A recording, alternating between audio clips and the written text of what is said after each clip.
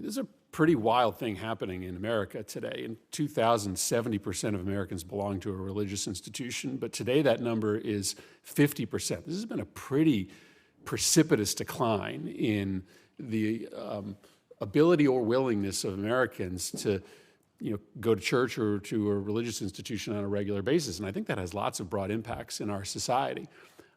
But there are a lot of reasons for that. But one of them is that Americans just have less free time. When you have to work 70 hours to get the same standard of living for your family that 40 hours would have gotten you a few decades ago, you don't have time to go to Wednesday night Bible study. You might not have the ability to even attend church or services on a Sunday. You can talk about church if you want or if you don't want, but it is just true that some of the leisure time activities, some of the institutions that Americans found value and meaning in are less accessible when you have to work these long hours. I'd love to just hear your thoughts on that.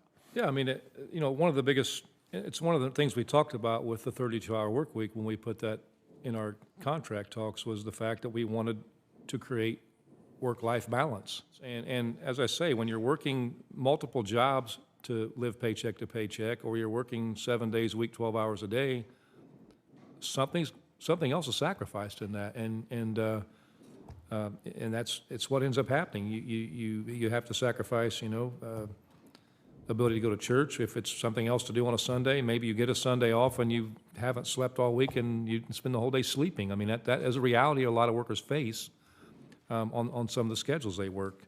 And I do believe Congress has an obligation here in spending priorities and regulations, and that may be an ugly word to some people that represent business.